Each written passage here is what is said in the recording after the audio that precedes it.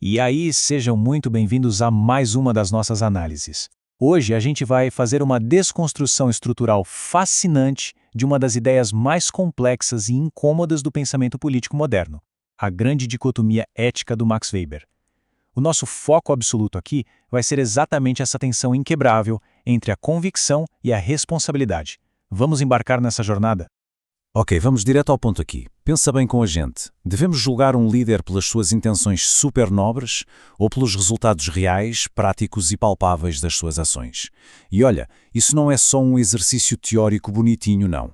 É a questão moral definitiva que assombra qualquer um que sente na cadeira do poder. De um lado você tem a pureza total do propósito, do outro, o peso esmagador e real das consequências. E como a nossa fonte revela muito bem, o Max Weber dedicou boa parte da vida dele tentando decifrar exatamente como a gente avalia a ação humana quando as apostas são altíssimas. Para a gente não se perder, dá uma olhada rápida no nosso roteiro de hoje. São 5 etapas bem claras. 1. Duas éticas em conflito. 2. Responsabilidade versus convicção. 3. O político de vocação. 4. O dilema das mãos sujas.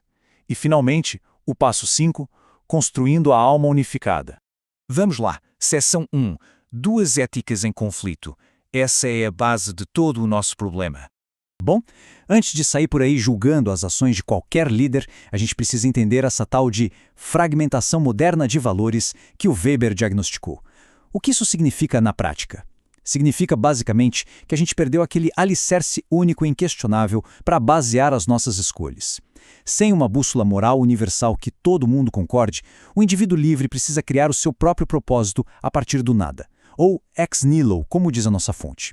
A vida vira, então, uma sequência de decisões últimas. A própria alma precisa tomar as rédeas e forjar o seu destino num mundo lotado de valores que simplesmente não batem uns com os outros. É um peso gigante, né?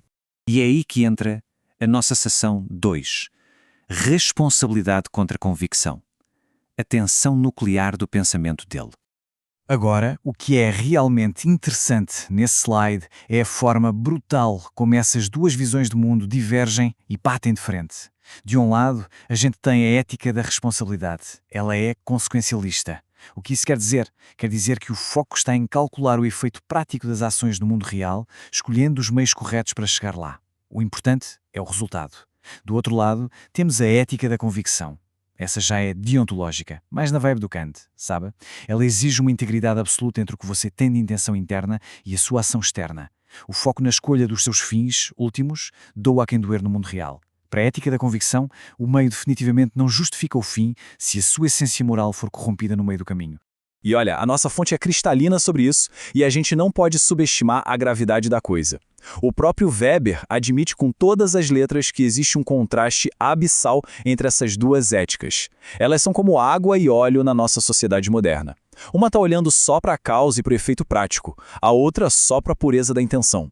Exigir que alguém tenha uma integridade absoluta aos seus valores colide de forma quase trágica com a necessidade de gerenciar as consequências difíceis do mundo real. O que nos leva à seção 3, o político de vocação, a tentativa de uma síntese heroica. Então, diante desse abismo gigante entre as duas éticas, o que a gente faz? Desiste? Escolhe só um lado e finge que o outro não existe? De jeito nenhum. Aqui aparece um termo alemão absolutamente crucial: Berufus Politikers, ou o político com senso de vocação. E galera, esse não é um cara comum. A fonte descreve esse personagem como um verdadeiro ato de malabarismo. O Berufspolitiker tem uma convicção absurda e apaixonada em ideais elevados, mas ao mesmo tempo ele não tira o pé do chão. Ele opera com um cálculo frio, racional e muito sóbrio do que é realmente possível fazer no mundo. É um personagem sintético que se sustenta puramente na base de uma força de vontade extraordinária. O pulo do gato aqui é que o Weber não queria só ficar analisando teoria política de longe. Ele estava exigindo a formação de um caráter moral de verdade. Esse personagem sintético não aceita atalhos morais ou regrinhas fáceis. Em vez disso, ele pega aquelas duas éticas completamente opostas e, na força do ódio, ou melhor, na pura força de vontade, ele as integra. Weber conclui que convicção e responsabilidade não podem ser inimigas mortais. Elas precisam ser forças que se complementam. E é só dessa mistura explosiva que surge, nas palavras dele, um verdadeiro ser humano preparado para a vocação política. Seção 4. O dilema das mãos sujas. É onde a dura realidade bate à porta. Mas se alguém acha que essa síntese mágica resolve tudo com um final feliz, pode ir tirando o cavalinho da chuva. Quando você pisa na arena política, a realidade te dá um soco no estômago. Para o Weber, fazer política é inseparável de usar a força e a coerção física. Quem entra nesse jogo está garantindo mais cedo ou mais tarde que vai gerar consequências não intencionais e sim danos colaterais. É impossível sair com as mãos 100% limpas quando o poder do Estado está na mesa. A ação política, mesmo quando tem as melhores intenções do mundo, acaba usando meios que, de um jeito ou de outro, vão causar algum dano. É exatamente por isso que a fonte diz que encarar o dilema das mãos sujas exige quase um Ubermensch, um tipo de sobre-humano político. Por que é tudo isso? Porque mesmo no momento da maior vitória, a ética da responsabilidade não deixa o verdadeiro líder varrer a culpa para debaixo do tapete. Ele sente o remorso pelo uso da força física. A verdadeira liderança não foge dessa culpa absurda, ela a carrega nas costas. É o que a gente pode chamar de uma ética trágico-heroica do Dennoch, que em alemão significa apesar de. O líder olha para a tragédia do mundo, calcula o que precisa ser feito e, apesar de tudo, avança sem deixar seu próprio espírito quebrar. Quinta e última sessão, construindo a alma unificada, o verdadeiro projeto final desta história toda. A gente precisa entender que essa exigência brutal de força de vontade não fica presa só nos gabinetes do governo. O tragismo do Weber vai muito além. Na ciência, como a fonte mostra no texto A Ciência como Vocação, o cientista passa pelo mesmo perrengue. Ele precisa manter uma devoção quase religiosa à objetividade num mundo onde os valores são totalmente subjetivos e fragmentados. Na economia, a lógica é a mesma, girando em torno do Berufsmensch, a pessoa de vocação. Aquela mesma necessidade heróica de juntar paixão subjetiva com um método frio e calculista se aplica tanto para o cientista no laboratório quanto para o trabalhador no seu dia a dia. Isso ilustra brilhantemente como essa ideia funciona na prática histórica. Se a gente olhar para o clássico A Ética Protestante e o Espírito do Capitalismo, a coisa toda começa com uma ansiedade calvinista terrível sobre ir ou não para o céu, sobre a salvação final. Mas em vez de ficarem paralisadas de medo, essas pessoas pegaram toda essa ansiedade e jogaram num imenso reservatório psicológico. O que aconteceu depois? Essa tensão explodiu no mundo material na forma de trabalho. Um trabalho extremamente disciplinado, rotineiro e metódico, que no fim das contas virou o grande motor, o espírito do capitalismo. É de novo aquele padrão louco, uma tensão interna gigante sendo domada pela pura força de vontade para gerar algo incrivelmente produtivo. O que nos traz, enfim, para uma palavra alemã fantástica, Gesamtpersönlichkeit, a personalidade total.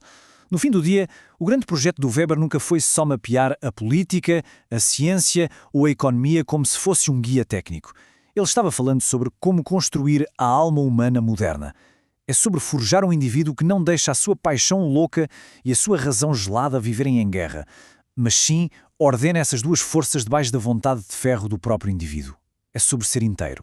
Para amarrar toda a nossa jornada de hoje pelas fontes, fica muito claro que o projeto do Weber passa longe de te dar um manual de instruções morais certinhas ou frases feitas vazias. O que ele faz é focar 100% na caracterologia, ou seja, na arte dificílima de governar a si mesmo e construir uma alma que aguente os trancos e contradições da vida moderna. E ao fazer isso, ele larga o papel de um sociólogo frio e distante e se junta a um grupo de peso na tradição filosófica, os antigos gregos, Rousseau, Hegel e Stuart Mill. Ele está agindo como um baita educador moral. E a gente encerra essa análise de hoje com uma provocação daquelas para ficar martelando na cabeça. Nesse nosso mundo de hoje, super fragmentado e cheio de incertezas, será que alguém realmente tem essa força de vontade pura que o Weber exige? É sequer possível, no meio do caos, forjar essa personality total, abraçando as nossas convicções mais profundas com paixão, mas sem nunca, jamais, fechar os olhos para o peso gelado das nossas responsabilidades? Fica aí a reflexão. Pensem nisso, continuem questionando e aprofundando. Muito obrigado por acompanharem e até a nossa próxima análise.